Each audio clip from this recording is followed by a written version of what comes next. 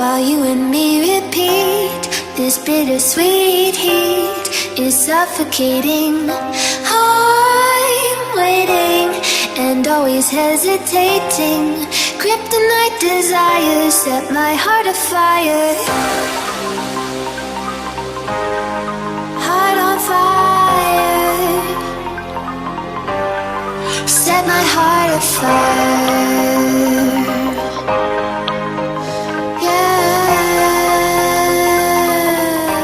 Guys and girls, welcome back to YYC Designs RC Creations. I'm Twist and we are obviously in the big shop, and today we have one of the Double cabin cruiser builds, probably going to be scaled down to a single cabin cruiser build as situations have changed.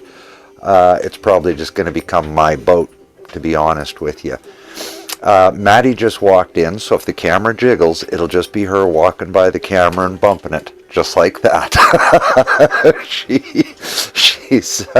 She's very agile, but she thinks she can fit into spaces she doesn't quite fit too well. So let's realign here a little bit.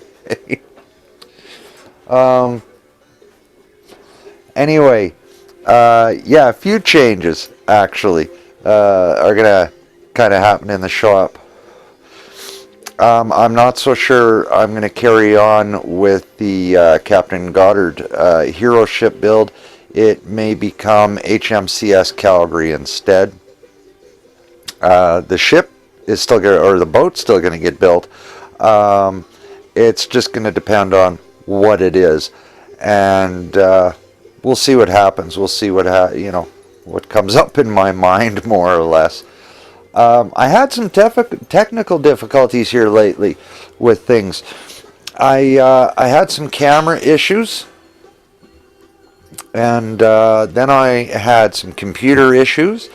As you know, I've had ESC issues with Little Red. It's been a challenging month. July has, and the beginning of August. Hopefully I've got things sorted out a little bit, especially with my laptop. I ran out of space in a hell of a hurry as far as being able to produce and stuff like that, and it's been a real bitch. I'm not technically gifted or tech savvy, as they say in the industry. Excuse me, a little sip of Coke here will help any situation out. Anyway, deal is, I couldn't produce my movies because I was out of space on my laptop. So I've got some more RAM coming anyway for it, and that's going to help in any respect. And because it's still under warranty, I have to be careful what I do with it. So yeah, I'm working on it anyway, and I'm starting to learn stuff about it, which is cool. You know, it's always groovy to learn things, right? The day's a total waste if you haven't learned something along the way, yeah. So it's pretty far out learning about the computers and all of that stuff, and for my old brain, it's quite a learning curve. I'm knocking at 60, and I've never played with any of this stuff before. So for me, this is all just kind of like opening a new toy every time I get something electronic. It's like, wow, you know. Anyway, that's why I've been a little late trying to get this and other videos out, and why I have been late launching my Patreon stuff. Patreon is going to be basically how-to and tech for y'all, for whoever wants to pay for it. Now, when I say pay for it, you're looking at $1 a month, okay? But I'm basically going to show you, you know, welding tips, fab tips, fiberglass tips, stuff like that on there. They're going to be hopefully shorter videos than this, but they may not be. I find it difficult to skip steps, and I like to give y'all as much information as I can. So if y'all don't mind 20-minute, half-hour long videos, then be sure to check out Patreon here real soon. I will let you know when it's going to launch, but it will launch here before September. So anyway, today we're going to work on the cabin cruiser, and we're going to start putting the planking on it. Now, I say planking, it's not going to be wood yet. It is going to have a wood covering, and then fiberglass over top so that it looks like a proper wooden ship. Or, sorry, boat, actually. It's not a ship, it's a boat. So it will end up, in the end, looking proper, but I want to give it a metal skin underneath. I want to give it an aluminum skin underneath, basically, because Alberta here, our rivers and our lakes are, a lot of them are man-made, to be honest with you, and they've got concrete bottoms or rock bottoms, and I want something a little tougher than the wood for a hull. Now, I know fiberglass is damn tough, but if the fiberglass gets dinged up, or worst case scenario, a hole gets punched into it, I can fix it, but the metal skin is going to give it that toughness so that I don't destroy a lot of my boat. At least that's my thinking, okay? It's not going to add that much weight because it's very, very thin aluminum that I'm going to be skinning this with, and it's basically, more than anything, just to give it a nice shape. Yeah, so I'm going to skin it with the aluminum to give it the nice shape and everything that I want, so that when I add on the chimes, everything's going to look really sexy, yeah? And it just makes it very easy to start laying the wood over top and having everything look great, and everything can just fit together then, yeah? So let's get on with that, and I'll show you what I'm going to do with her. So what I've done here is taken a piece of sheet metal. Now this is really fairly light stuff. It's in and around a 22 to 24 gauge tin. Very, very light stuff. It might even be higher. I really don't honestly know. It's some old stuff that my dad had around that he used on his airplane, so it could even be as light as 26, 28 gauge. The other thing is that my dad gave me years ago was these things. Now these, they come, and you can get them in hooks, you can get them with pins of various sizes, and what they are is they're clecos. I'm sorry about the camera for just a second here. I'm setting one up in the pliers so I can show you how they work. So as you squeeze, that end comes out, goes into the hole you drilled, and then it goes back, and it holds like that there. So I can shape my piece of tin as I need it onto the hull, and I can use the clecos to place it temporarily rather than riveting or screwing it down immediately. I can just shape it, get it to where I want it to be. As you notice, I've already started a bit of hammer and dolly work here along this line and along this line. That was just to give me a guide as to where to put it. So now I can continue on shaping it and drilling holes to mount it, and I can just use the clecos to hold it into place, yeah? Then, once it's all done, and it's all the shape I want, then I can just go down and, like this piece here on the back, I can just then permanently rivet it on.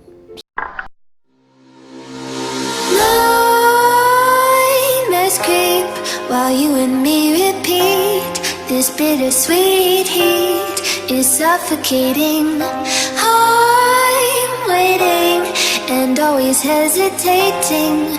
Kryptonite desires set my heart afire. Heart on fire. Set my heart afire.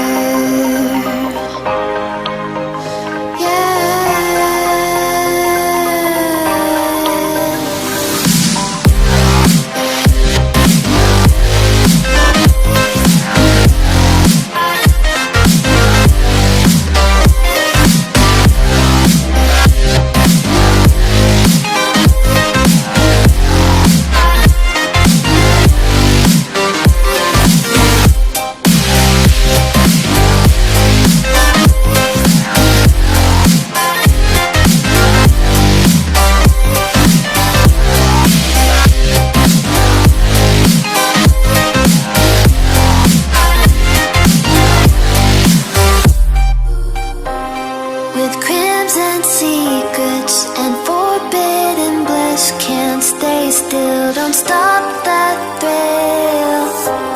My bones crave your skin. Temptation within. Mistakes ignite the silence. Nightmares creep while you and me repeat. This bittersweet heat is suffocating. I'm waiting and always hesitating. Kryptonite desires set my heart afire. Heart on fire. Set my heart afire. Yeah.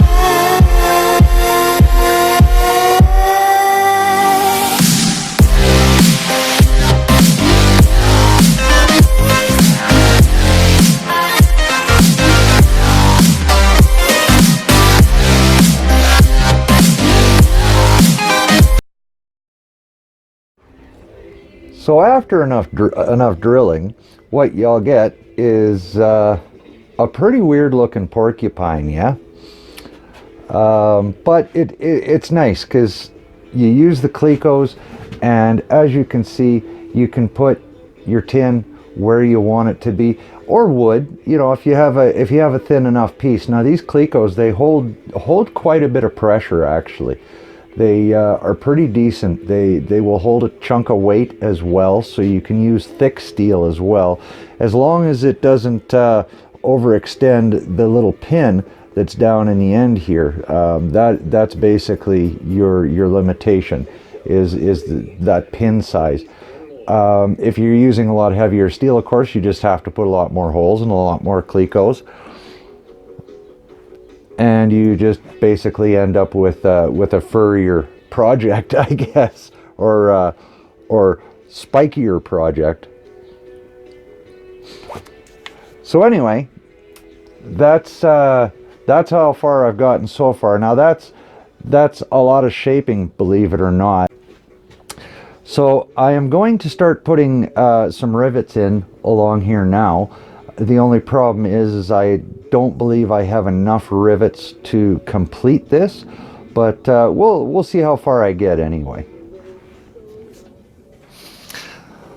Okay, sorry, I got this covered. I'm going to move this a bit after so you can see the whole thing. But anyway, now the issue is always the bow.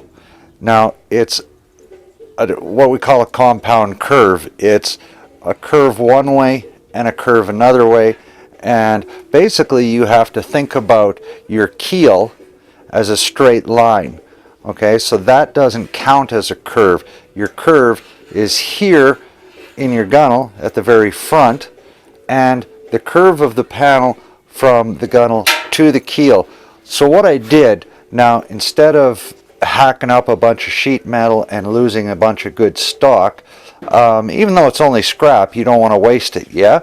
So, and as you see, it still needs to be cleaned up quite a bit here. There's still a bunch of splatter and shit, yeah?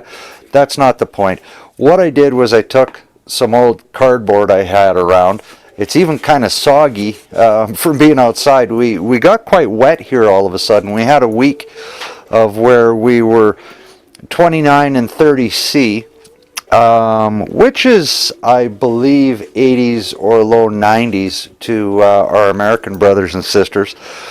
Today it's 8.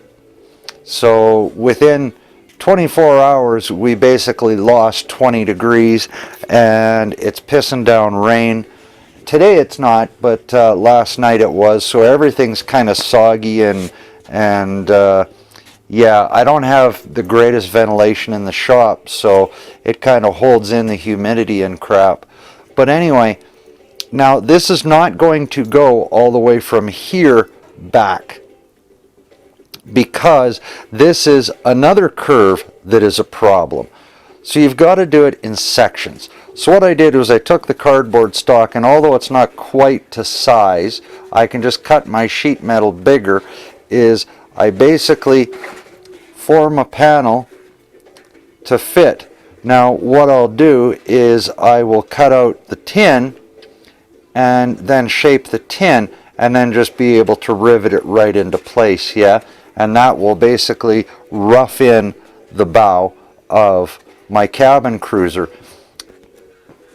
So I make a template here, and of course then I'll come in with another piece of cardstock and I will make another piece for here, and so I will have 4 pieces to shape, because this template I can actually reverse it for the other side, same as this template, but I will be making 1, 2, 3, 4 pieces to finish out the hull, and then all I've got to worry about after that is smoothing it all in, yeah? So let me continue on with that. However, I did want to show you the progress that I have made so far. This is actually the chunk of tin I'm going to cut that other piece out of, so we'll just set it aside. And this is the progress I've made so far with the hull. It's all riveted on now, and it's almost ready to go. Like I say, I just got to make finish off the bow here and smooth it all out. There's a little bit of wibbling and wobbling in the steel along here, okay? And I did have to put a dart in here, just because, again, those compound curves are very tricky to manage. And I've got to finish putting the line in. The other side is done, but I'm working on it. It's really tight to get my hand and a dolly and a hammer and all that shit in here to do the work. So I won't bother boring you to death with videoing that. It's quite the labor-intensive process. What I do is I just hammer and dolly along here. I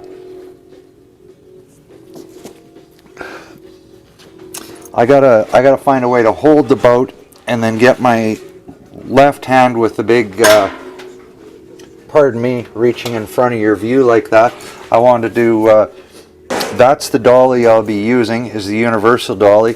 In fact, I'll be using this edge mostly to come along here and form in those 2 lines to about where these rivets are, and then from there on that will be my chime line, and we'll get a chime here coming up to the bow to just about here. It won't come to the point, it'll come just about to this frame, and again it'll come along here and it'll extend up just slightly past this frame. So there we go. There's basically the bow piece made. You can see now how it takes in half the bow. Of course I'll have to trim it here, right, just to make it a nice straight line. But basically this is where I get so jealous of Old Iron RC, for those of you who watch him, and when y'all see my comments that I am jealous of some of his equipment, this is where I wish I had his excuse me, this is where I wish I had his English wheel. Again, I'm going to trim this. This is what all the little X's are for. But this is where I had his English wheel to make that compound double curve, yeah? But it can be done by hand. One of these days I may show you how it is done with a hammer and dolly. It does take quite a while. This piece is not finished yet, but with our friends the Clecos holding it in place again, y'all at least get to see through the magic of video how it will end up looking, and then I will match it up down through the sides and everything, because I know it doesn't look like it's going to work all that great, but once this strip is in here, you won't believe how much it changes your view dramatically of the cabin cruiser, yeah? So I think that is as far as this video is going to get, because I just have to make the other pieces and put them into place with the rivets, and yeah, it's just no point in dragging it out. This piece already has taken me close to 45 minutes to shape, so and I still gotta, like I say, I've still got to do the trimming on it, and then I've got the left side here, the left side of the bow to do.